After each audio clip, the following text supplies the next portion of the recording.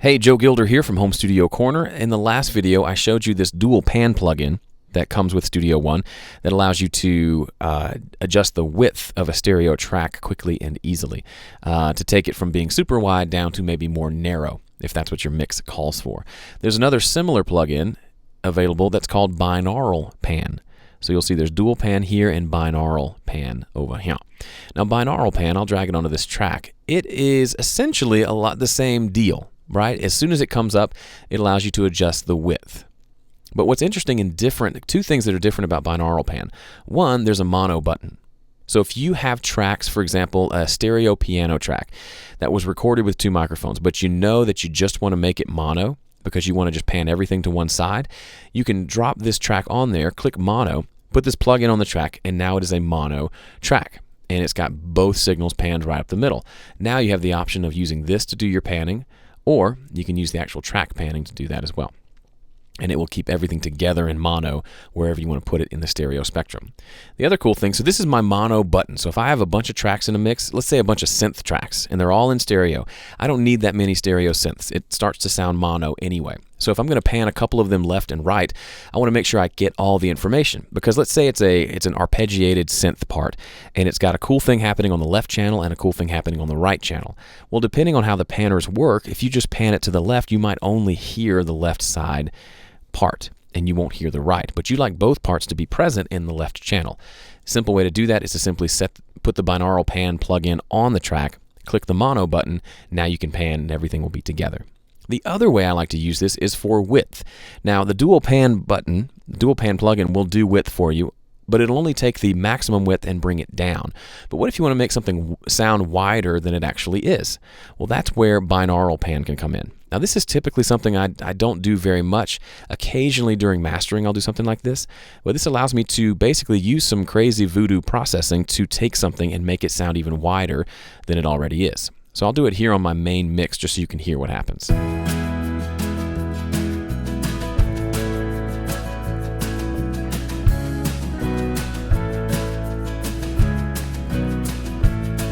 So all the way to the middle is mono, all the way out is super wide.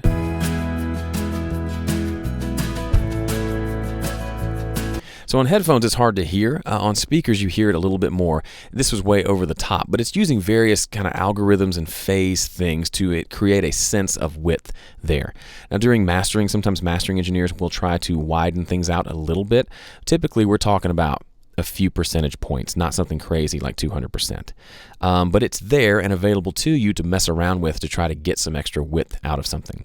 One place I will use it, I don't usually use it on something like my main mix or a very prominent instrument track in the mix, but I will use it sometime on effects. So I've got this reverb set up, and you can hear it on the drums, for example. Here's the reverb by itself.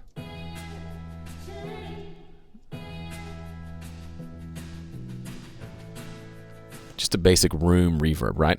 Well, let's say I'd like it to sound wider. So here it is on the drums. And I want it to just be super wide without making it a bigger reverb. Well, let's see what happens when I crank this binaural pan up to 200%.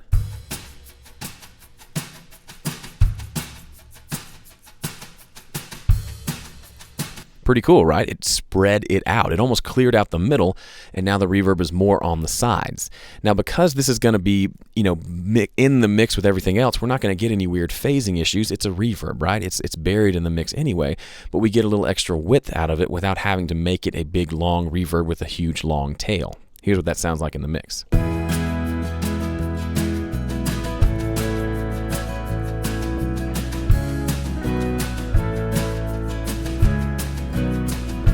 So when I clicked that on and off, you could hear it at normal width and then spread out 200% with the binaural pan plugin.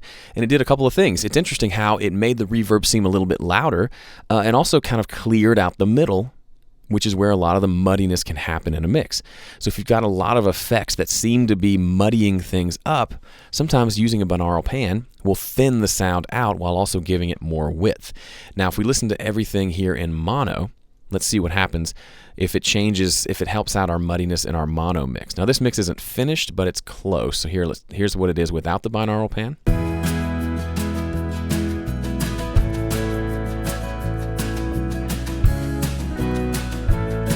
So the snare drum got a little bit thinner sounding as a result. It's not quite as thick, which in our mix probably makes sense to make it sound a little less thick. Now, that may or may not be a good thing in your mix, so it's always good, like I've said before, to check things in mono, to do a lot of your EQ decisions in mono. Or if you do something like this where you're doing a binaural pan and you're spreading things out, do some adjustments in mono to see how it's affecting the overall feeling and the EQ curve of your mix to make sure it's not making things more muddy or taking a really warm mix and making it too thin. So I encourage you to use binaural pan, play around with it, but I'd also caution you to be careful. It can, as with most things, if you overdo it, it can ruin things. Another quick thing about binaural pan and about several plugins in general, if you haven't explored the default or the different presets that are available to you, you can save yourself a lot of time. So for example, if I'm checking phase on my drums, I'll come down to this mix tool and I'll click the phase invert preset and bring it in. And guess what? It inserts the plugin and it automatically clicks the invert left and right buttons. So I can invert the polarity really quickly and easily without having to do extra clicks. So a lot of times when I'm working on drums and getting all the phase stuff, I'll have this tool open so I can see this right here and drag it onto whatever track I need it. Same thing with binaural pan. If I'm working on a mix and I know I want to be able to quickly make something mono, I can drag in the make mono preset and it pulls up the plugin with the mono button already pressed, which is super cool. That's what I use most of the time. There's also a narrow one that already has it panned at 50%. So those kind of things can actually speed up your workflow. I don't tend to do this with any other tools like an analog delay because there's so many presets, but a few like the binaural pan and the mix tool, I'll leave them open so I can get to some of those tools or those settings that I tend to use over and over. So that's an extra tip for you, free of charge. Again, I'm Joe from homestudiocorner.com/presonus. Head over there to check out the playlist of all the other free Studio One tutorial videos. And thank you for watching this one. See you in the next one.